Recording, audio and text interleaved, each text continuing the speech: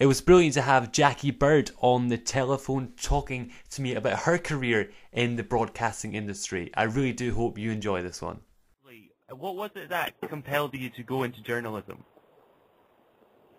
Compel, that's a good word.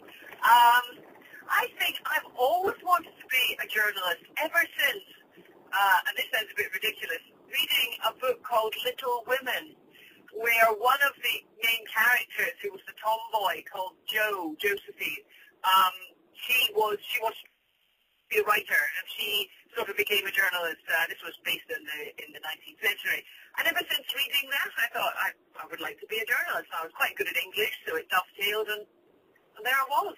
And, you know, obviously being a female in the industry, in broadcasting, I was speaking to Philip Schofield this week, and he said that there's a great deal more pressure on female broadcasters than on male broadcasters. Why do you think that is?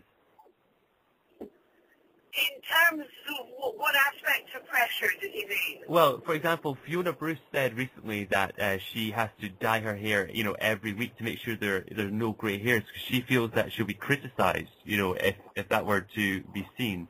Do you think that's fair? That's right?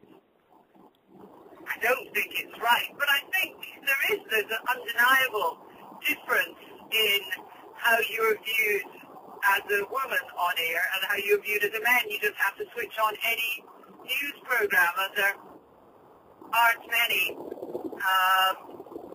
older, grey-haired women. But I think if women want to dye their hair, I think that's very much a side issue. A woman would dye her hair whether or not she's reading the news, or whether or not she's a dentist or works in Sainsbury's. Do you think there's an extra pressure for, you know, broadcasters who are female to sort of do that?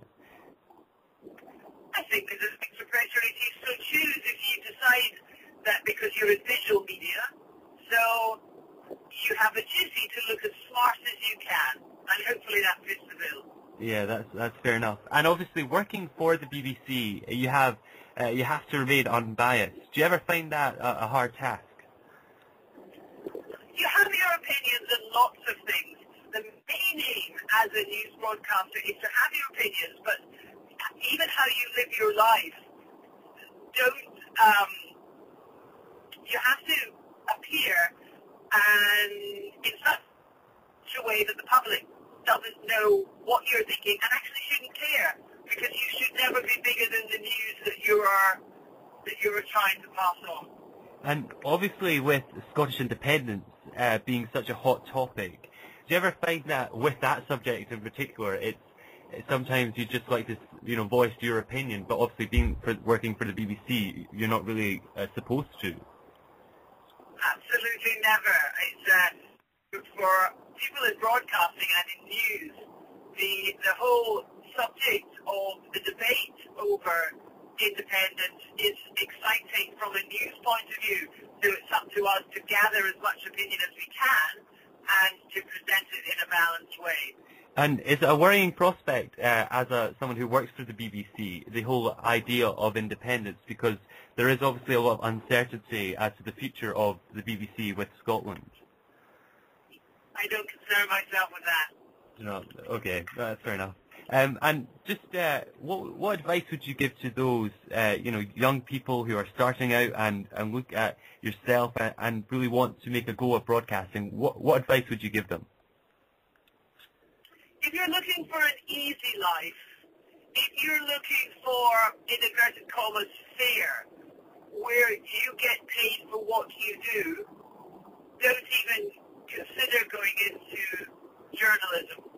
Because to make it in journalism, you have to use that awful cliche, go the extra mile, work your butt off, work in your spare time, do everything you can to add value, because obviously it's a very competitive world out there. But if you love it and are prepared to do that and have a desire to travel, meet fascinating people and all of that, then go for it. But be aware that it's many people want to do it in an incredibly shrinking market. And obviously, being on the TV, almost every day, for reporting in Scotland, do you ever find it hard to cope with, everyone has everyone judges, everyone has their point of view. Do you ever find it hard to deal with the potential criticism that you may receive, because people, they like to bring others down?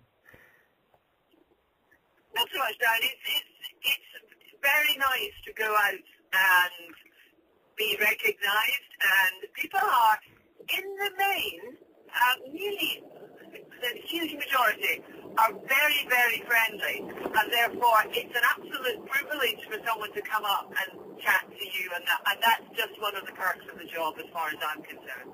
And would you say there are more perks than, sort of disadvantages? Because, people on the news can receive, a lot of criticism, and it can be, quite hurtful, I imagine. I'm hugely privileged, and it's a wonderful job. So everything else is just a sidebar.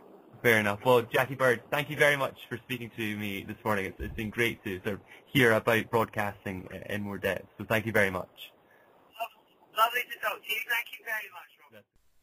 There we go. I really hope you enjoyed that one as much as I did. It was very interesting to hear about Jackie's career in the media industry. Please check out my website at www.robertweir.co.uk, and remember to check out my YouTube channel as well for many more interviews coming your way.